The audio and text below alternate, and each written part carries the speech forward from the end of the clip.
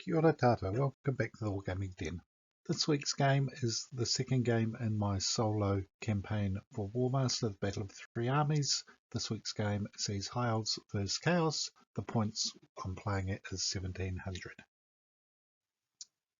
And here we have the High Elf army, same army as I lost in the last battle report. So it's got 6 units of spears, 3 of archers, 4 of silver helms, 2 reavers, bolt throwers, giant eagles. There are 3 characters. It's got 17 units and a break of 8.5. And the Chaos army, again at 1700 points. There are 2 units of warriors, 4 of marauders, 1 of ogres, some dragon ogres, 4 chariots, 2 chaos hounds, and some harpies. It's got a general, a hero, and a sorcerer. It's got 15 units and a break of 7.5. And here we have deployment. Decided to mix things up and use a river this time.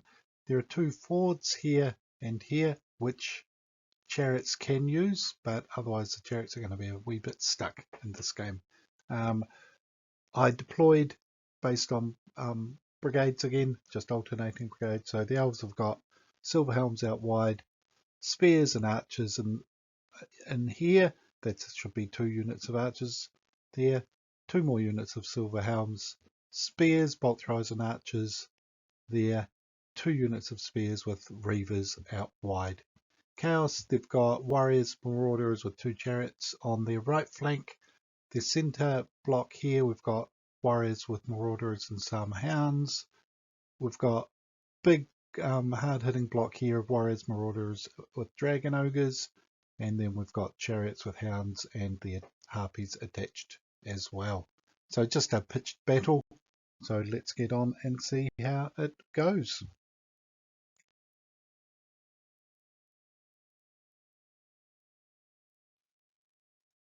And the Chaos army went first. Chariots advanced to just behind the hill, advanced the dragon, ogres and infantry here, and the other infantry with the hounds advanced in the center. I rolled an 11 with the first order from the sorcerer though, so the right flank refused to move, which is not unusual in Warmaster. Unfortunately, I managed to miss the top of the battlefield in this particular photo, but silver helms advanced into the river. Spears and archers advanced to take advantage of this farm compound. Other silver helms advanced into the center area. The archers and bolt throwers advanced onto the hill as well. So yeah, for turn 1, pretty non-eventful.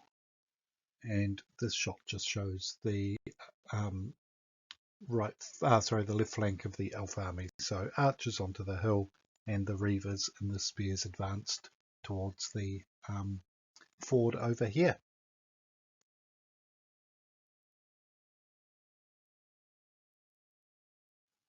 And turn 2, the chariots advanced onto the hill here, charged forward here with the dragon ogres and the infantry. They smashed into the silver helms in the center, and out on the right flank the hounds and the chaos warriors charged into the reavers.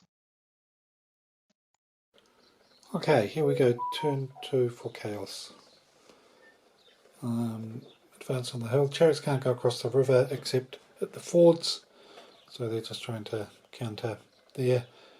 The dragon ogres and the warriors charged the silver helms, a couple of rounds of combat, destroyed 1 unit of silver helms and forced the other one to retreat, and the infantry have fallen back after their round of combat to hold there on the riverbank.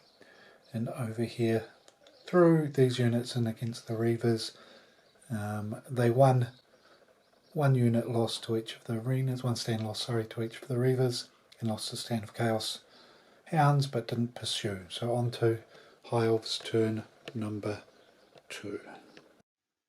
And here's a shot from partway through the elven turn. So charged down off the hill into the rear of the dragon ogres that had pursued the silver helms. These guys charged into the flanks of the Chaos Hounds while the Reavers retreated. And the move that's about to be made is Silverhelms advance out this way, stay outside 20 centimeters, but get into a flank position, and then the hero passed his command roll and they charged into the flank here. End of the Elven turn 2. They charged in to the flanks of the chariots and the hounds, doing quite a bit of damage to both. Drove back the ogres and the warriors and marauders here, but no confusion caused. Charged in against the dragon ogres from behind with the bows. Dragon ogres somehow survived and ended up driving back the Silverhelms.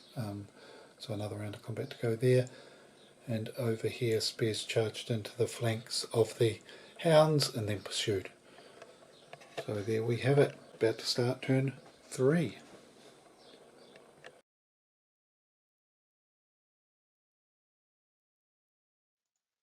Let's look at turn 3 for Chaos. The Harpies were up here. They weren't part of the combat though, and they were behind, and so they could see from the hill the bolt throwers on the hill over there. So they made a charge over that way and are now lined up against the bolt throwers. The infantry charged in here to support the dragon ogres after those rounds of combat last turn, and the warriors over here passed 2 leadership orders and they charged into the flank of the spears over here, and the other unit only made a single advance and then failed with the last attempted activation. So a couple of big battles to be had. Right, the end of turn 3 for Chaos. So big battle on the hill here. The Silverhelms are driving back the chariots and have destroyed some hounds.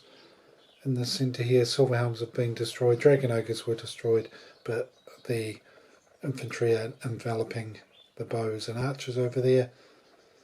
The Harpies charged onto the hill, killed the bolt throwers.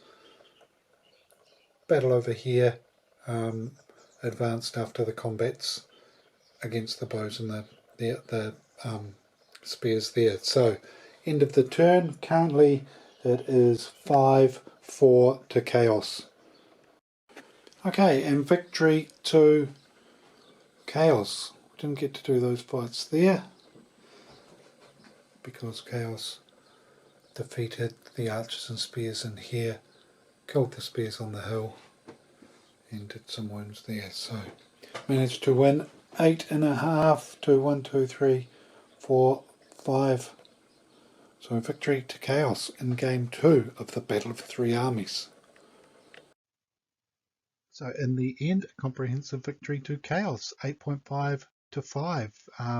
Was close though, and it was only those combats in the last turn after the Chaos Warriors finally charged in that turned things. It looked like the Chaos left flank with the chariots on the hill was going to succumb to the elves, and probably looking back, I should have done those combats first in that last turn for the high elves, and that may have changed things. Order you do combats is quite important. Combats can get bogged down a wee bit. That is a downside of Warmaster. It's a wee bit old school in the way you're working things out by stand as opposed to the by regiments approach of Kings of War, for instance. But it works well. It makes for entertaining and engaging combats and is a lot of fun. So thoroughly enjoyed that one, and I will get the final game, which is going to be Chaos versus Dark Elves sometime maybe next week if I get a chance. So there we have it. That's all for today. Thank you for watching. Ka kite anō.